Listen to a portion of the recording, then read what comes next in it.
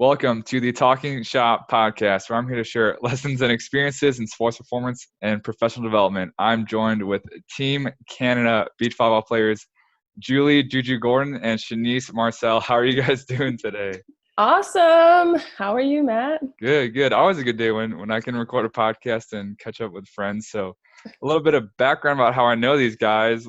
The first time I met them, it was at the TCU beach volleyball little winter Christmas party. And I technically wasn't with the team yet. I was starting with them in January. So I was kind of like just starting to feel everything out. And then they were kind of off in the corner-ish. Because we all didn't belong there. Yeah. So they were there for a training trip. I wasn't with the team yet. So we kind of just met in the middle. We were all on the same page.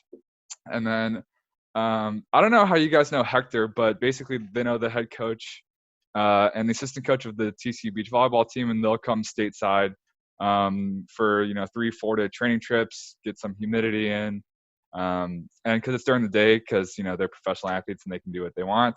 If I have a little break in my day, I'll help shag and just do stuff like that. So I've enjoyed getting to know you guys, and I'm excited to hear your stories. So for those who are not familiar with you guys and your background, can you please share a little bit about that? Okay, I'll go first. Not all at once.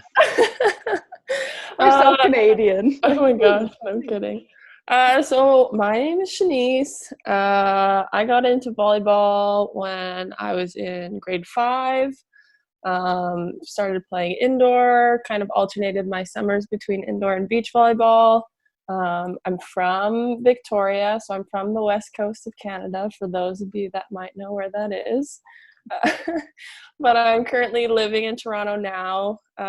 Julie and I have been playing together for the last year and a bit.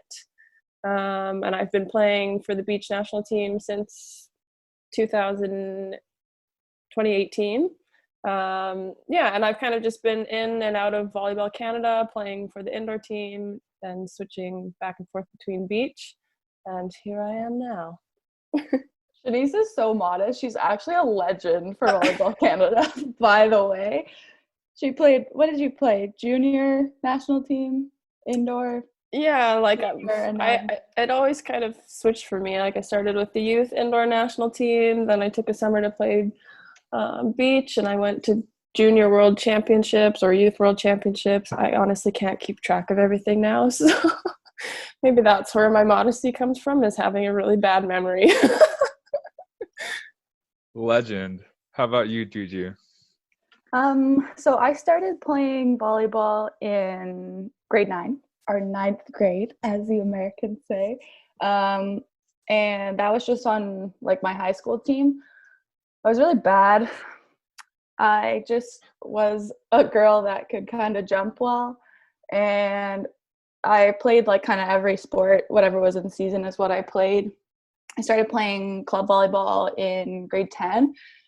And then I started to kind of figure things out. So I switched to a different club about an hour away from where I lived. And that was basically a stacked team where there were only, I think, 1 or 2 girls that actually lived in that city, and everyone else commuted to get there. And then I played in university. That team actually ended up folding. So I only played for 2 seasons at that school. I then went for my final year. I took a year off. My final year, I went to a different school and played. So that was at Laurier in Guelph. And then after that, I switched to playing beach volleyball.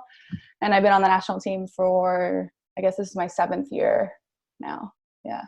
Does this year count? I don't know, because there's no season, but this I'm not counting it. Year. Yeah. This would be the 7th year. So how does one get into playing for the national team? Was it kind of just like you were at a regular tournament and someone was like, hey, I'm with, Team Canada, come here? Or is it like you have to actively seek it out? Or how did that kind of come about? So I can speak to the beach side. So when I finished playing indoor, my best friend was she was already on the national team, and she was looking for a new partner. And so her and I kind of took that task on together. So I played in a couple of tournaments representing Canada, but there's a difference between representing Canada and actually being on the national team. So After I played in a couple of tournaments, I then tried out. Volleyball Canada hosts a tryout, usually at the late November, early December every year. And from there, they select a few athletes that receive government karting funding. I think there are 12 girls and 12 guys this year. So there's 8 developmental athletes, which is what Shanice and I are. And then 4 senior athletes, which are Brandy Wilkerson, Heather Bansley, Melissa Jimena Paredes, and Sarah Pavin. Cool. And for those that aren't as familiar with beach volleyball, like I once was one day, but now I'm an expert. So what is like a week in the life or a summer in the life of a pro beach volleyball player? Not too in-depth, kind of brief. I know that there's like 1 through 5 star tournaments and kind of just little intricacies that no one really knows about. I mean, if we're talking about what a week in our lives looks like, it's probably different than other people at different levels. But if we're in Toronto, we're training 4 times a week in the sand, and then we're training in the weight room 5 times a week as well. And then generally in the summer, I mean, not counting this summer because nothing is happening, but generally in the summer, we're gone for weeks at a time traveling for events, and we try and kind of lump them together so that we're going from like one event to another to try and save money, and to try and like get a little bit more experience and be a little bit better prepared for the next event. And generally we're playing, like last year we played in China, I think 4 or 5 times. We're in Asia a lot. We can be in Europe depending on the tournaments. But that's kind of what things look like for us. At least they did this past year. This year is a bit different. Which leads me into my next question. So being a pro athlete in a sport that's a little bit smaller, what's the most challenging part, kind of the most unexpected part of just like having to potentially like book your own flights, getting your own endorsements? I know you have some robotics endorsements on your gear, and kind of just the smaller stuff about being a pro athlete in a smaller sport, if that makes sense. I think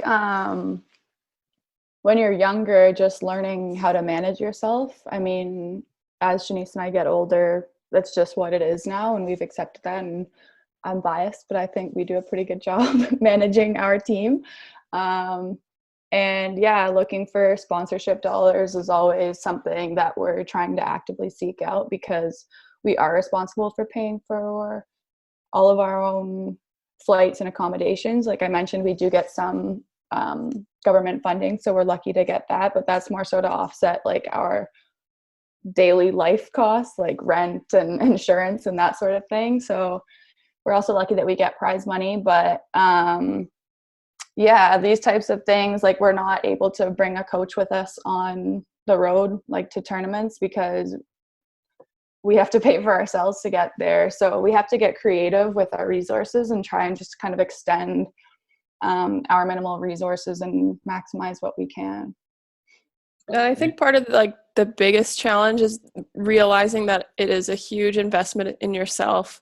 I think when you think about playing professional sports, you're like, oh my gosh, I'm going to make a lot of money. I'm going to live this grand lifestyle and things are going to be sweet. But the reality is, like, it is a huge investment and you have to put in a lot of work, like training, practicing, getting better in that sense. But you also have to invest a lot of money, invest a lot of your time. Like for me, I haven't lived home in the last 10 years just because I have been pursuing this dream. And I think there's just a lot of behind the scenes investments that you have to make. Yeah, exactly. Sacrifice, whatever you want to call it. But that's the like reality. You have to make those decisions if that's something that you want to do. So you guys are literally the entire show, from the funding to booking everything to managing yourself on the road, to managing yourself on the road, to coaching yourselves and everything like that. So definitely one of the more unique sports in that aspect. So hopefully this question doesn't blow up, but what's like the most non-cliche answer to good teamwork?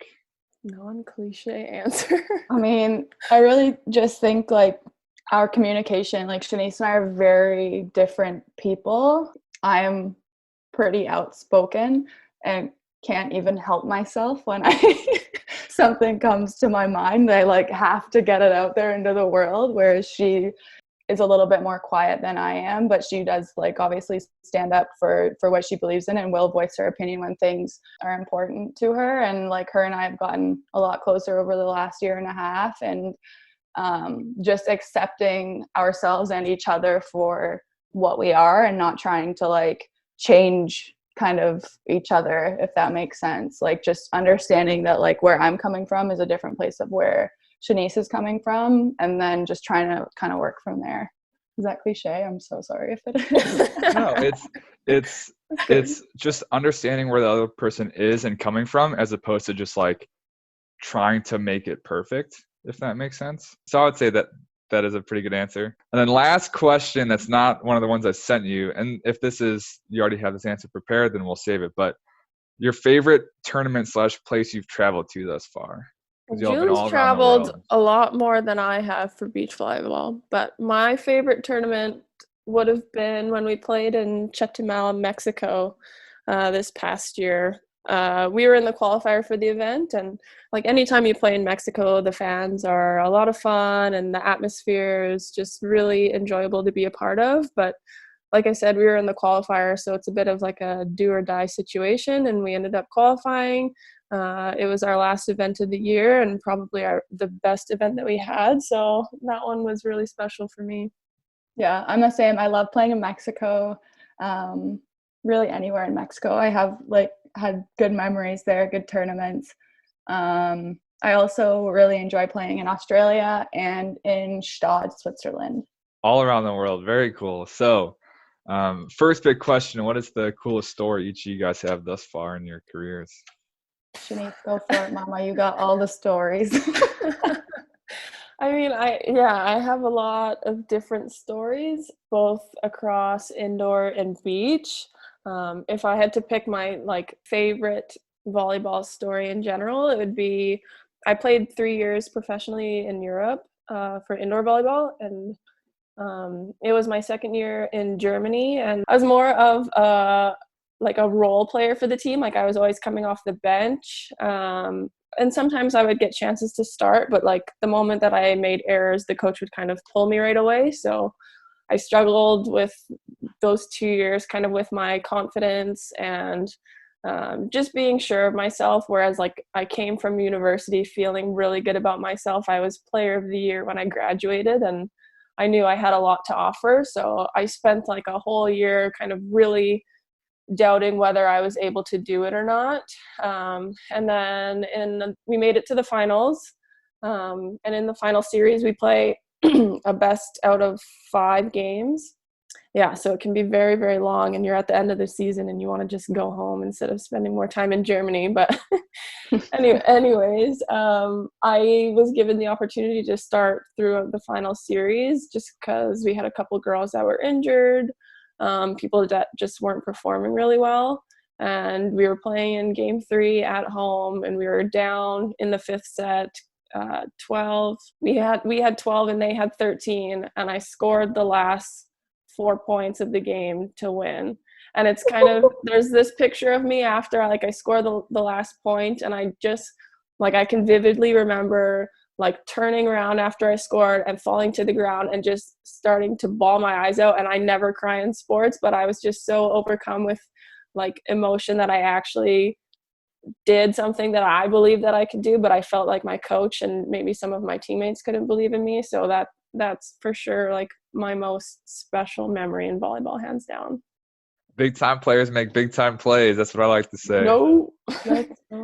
And also with that, you never know when your moment's going to come, so you always got to be prepared for sure. And exactly. And some people can kind of take that bench role or kind of that role playing role and kind of just is what it is. I'll get my minutes when I get my minutes, but when it's your time to make big minutes, if you're prepared, then you're going to get the role you want. So yeah, exactly. very, very cool story. So what about you, Juju? So I don't have like one particular story. I just think that it's so interesting how like I'm big into just how everyone's individual paths kind of intertwine and like how sports can bring people together. So I have like 3 examples of what I mean by that, and that's 3 of the most important people in my life right now, which are Shanice, my boyfriend Sam, and my best friend Victoria.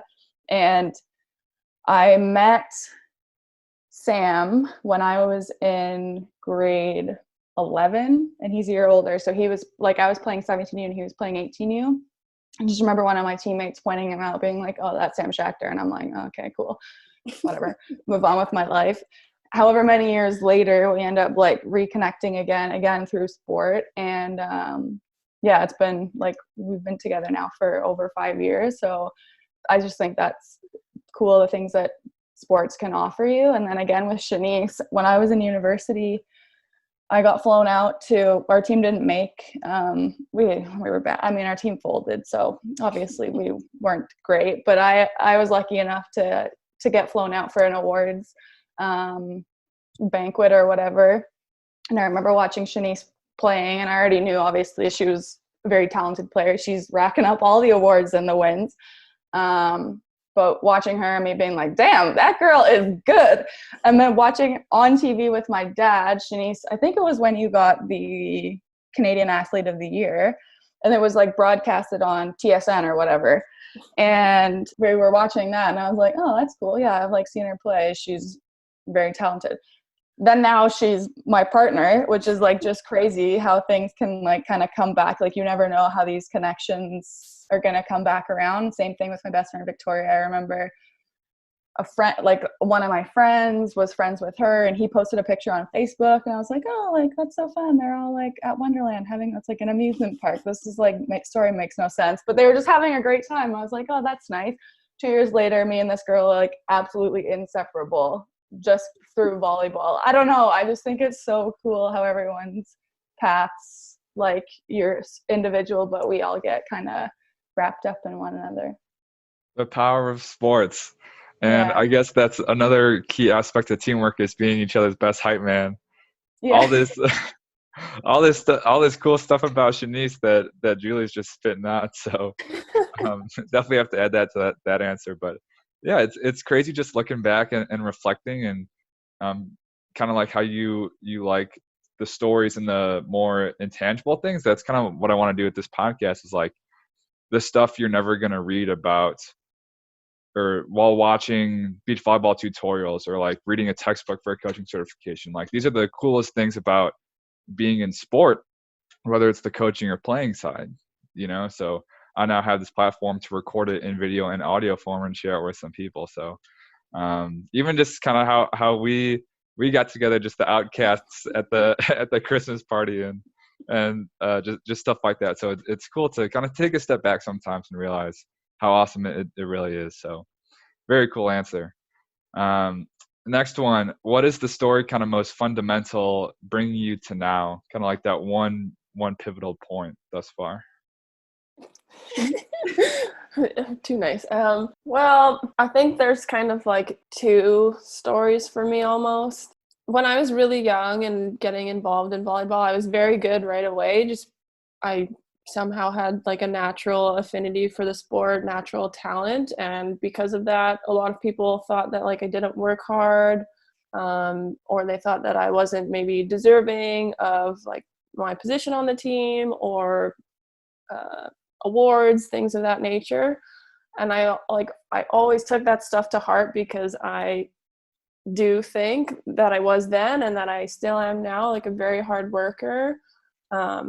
And I really prided myself on trying to like be better than everyone and not just have things given to me. And when I was I think I was in maybe grade 7 or 8 at the time, there was this like ex-national team coach that had come to one of our practices, and he like ran the training session for my high school or club volleyball team or whatever.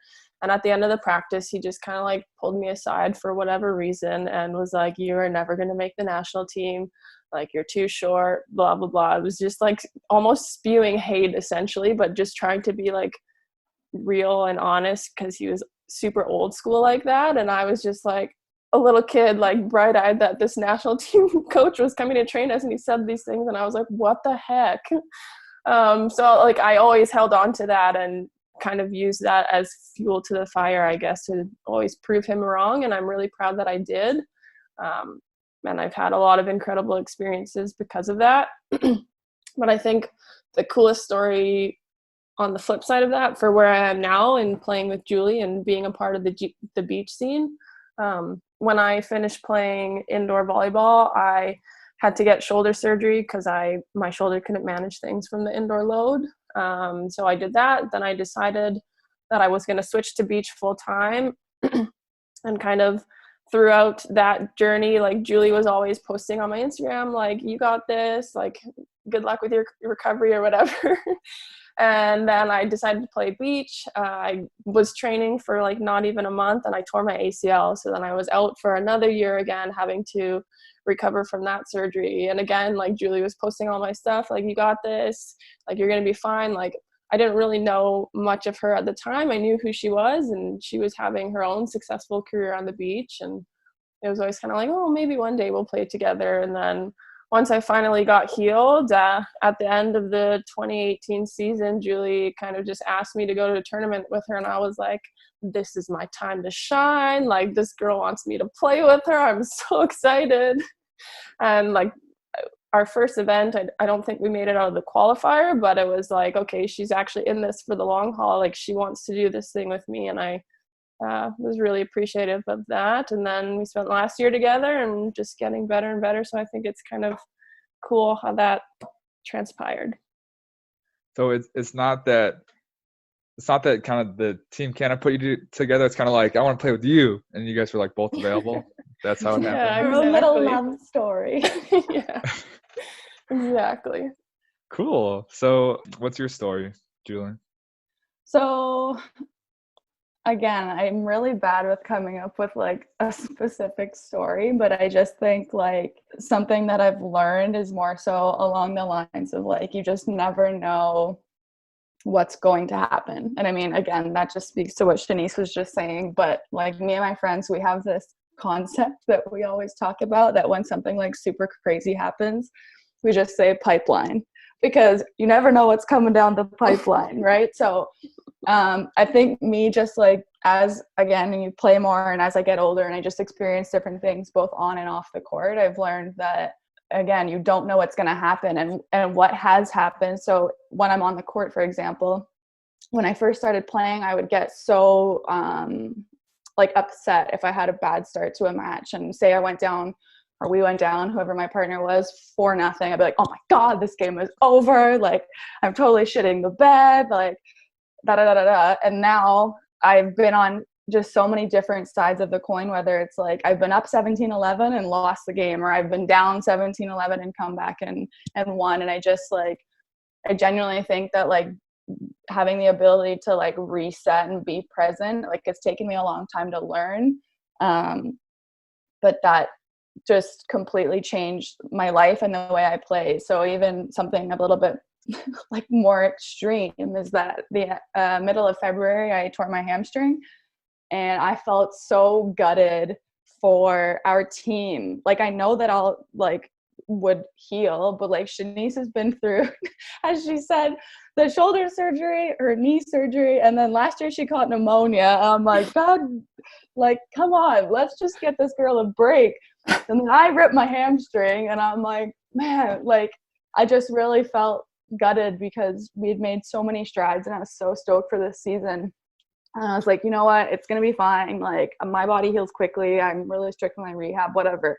And then COVID-19 comes, and the whole season's canceled, which, like, my hamstring is no longer important, right, in the grand scheme of things. So it's just like, you never know what's coming. And this, like, my past history of like overreacting or maybe kind of freaking out a little bit too prematurely, yeah, you just never know. So that presence is the biggest thing I think that I've learned. One thing I've recently adopted, like a belief, I guess, is the best things kind of happen out of necessity, like when you need it, you know, and there's all these things that we kind of want to happen, but they're not going to happen until you need it to, if that makes sense, you know. Totally. like Yeah, and I think that the universe will continue to teach you a lesson until you learn it. like that same thing is going to keep coming up. It might look in different ways, but until, at least that's the way I see it, until you're able to overcome something, it's going to continue to be present there. And you can wish it all you want, like, oh, why can't I stop overreacting, or you know, whatever it may be, until you really need it to, and that's when it's going to kind of hit you the most, and that's when it's going to stick. So yeah, very, very cool. Everything's intertwined, pipeline, happenstance. Pipeline. I'll have to start using that for sure. So last big story. What is the story you are most proud of thus far? Oh, go first again? Sorry, I feel like I just finished talking, so I'm like, you go. No, it's totally great. Okay.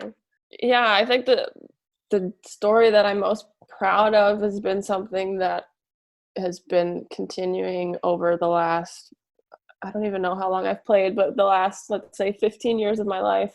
Like, I'm most proud of my ability to keep going and to keep believing in my dream, however far away or silly it seems. Like, when I first started playing volleyball, I wanted nothing more than to be, and this is totally bizarre, an Olympian in track and field. And I wasn't even like that good at track and field, but I knew I wanted to, like, to be on that type of stage. And I think all the decisions that I've made in my life, all the sacrifices that I've made, all the injuries that I've had to go through, I'm like most proud of my ability to like face that head on and continue to keep trying instead of like giving up and walking away. I mean, I'm turning 30 in like 10 days. 10 days.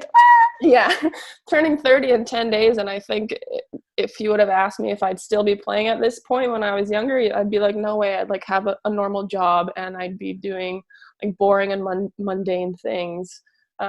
Even though volleyball can be boring and mundane sometimes, but just to still be here and still trying to pursue it and not kind of giving up on that dream that I've had for myself, I'm most proud of that.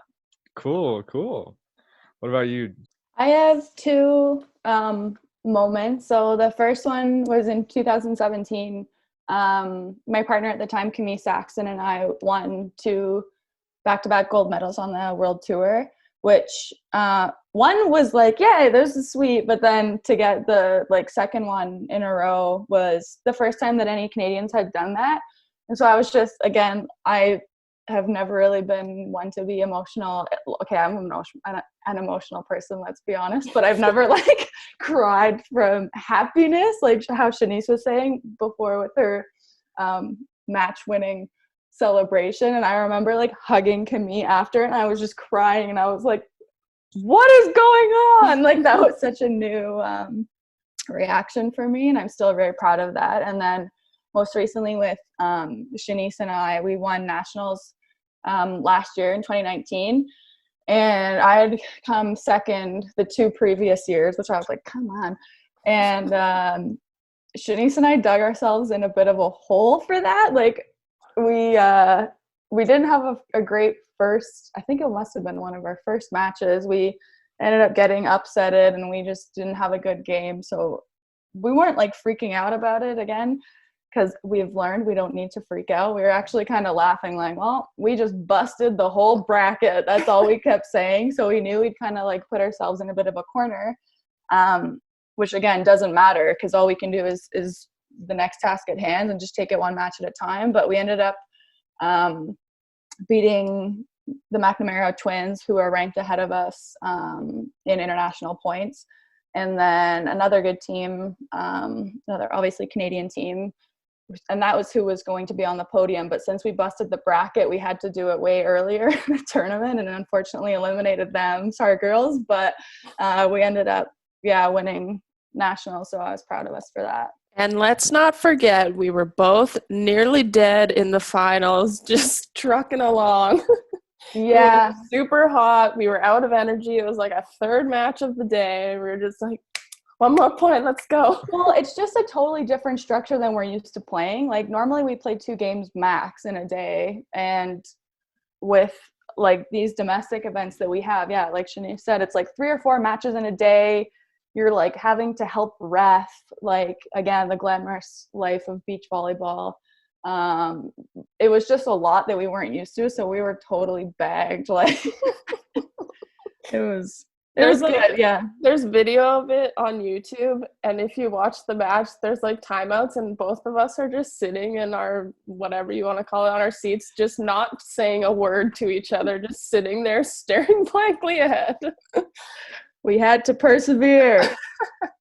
But what people don't understand about beach volleyball, and this is only what I've found out just being in it, is it's so much more than like just the however many weeks the Olympics are, with all these tournaments and the 1 through 5 stars and the points and everything like that.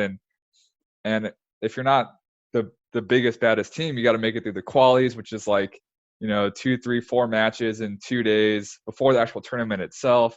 And just like, it only makes you respect kind of the Olympians that much more, but you have to understand everything that goes before it to like really appreciate it. And anyone who has never played, and I recently started playing beach this spring before all this stuff happened, but man, it is hard. It's super fun, but it's super hard. And it's just like one match, like a 3-set match is like an hour or so, Yeah. and then it's like an hour break, and then you got to do it all again, and then an hour break, and then you got to do it all again, and then for days at a time, it's just running and stand sucks. Moral of my story.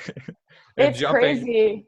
yeah. The Olympics is actually, once you make it to the Olympics, is considered an easier, I realize what I'm saying sounds crazy, but it's an easier tournament in the sense that there are less teams there, and you don't have to play in one qualification tournament the day before the tournament starts, right? Whereas like other tournaments, you're flying to tournaments not even knowing if you're in the event, if you're playing in that qualification like the day before. And then like World Championships, for example, there's a lot more teams there. I think it's like 40 something teams there. I mean, obviously the journey to the Olympics encompasses all of these other things, which is why it's so crazy. But yeah, it's definitely a battle getting there. A very, very cool world in and of itself. So do you guys have 1 to 3 things that the listener can do tomorrow to start becoming better? Actionable things, simple, complex, anything. I think, like, again, the first thing for me is just mindfulness. Like, what you think is happening and what is actually happening are not the same things. What I mean by that is, again, I used to be quick to just react to things, and I still am. I'm still like a work in progress, but just me having a mindfulness practice every day, just 10 minutes in the morning, has allowed me to create a bit more space and awareness, knowing that I'm about to freak out. Like I can feel my physiology changing. I don't know if you guys have ever seen White Chicks, but do you know what White Chicks are? It's like, I'm gonna have a BF. Do you know what I'm talking about? So now that like I'm here with Sam, and we've been in isolation for how long has it been now? 2 months.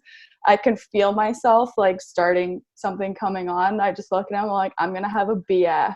So just knowing that I'm about to have a freak out, to me is a win, because I used to not even know it was coming. I would just like get upset. So now I can feel it coming, take a couple breaths, have that space, and then try and move on. So that would be my first actionable item. I use Headspace if anyone's interested in that. And then my other one would be more, I mean, that is related to sport for sure, but Shanice and I both have struggled with confidence. She has already mentioned that she was struggling with confidence, and I was too a few years ago. 2018 was a really tough season for me, and I didn't have a lot of confidence after that. And I started working with a sports psych, and her and I together, like, she completely changed my life, and managed to help me kind of get through that.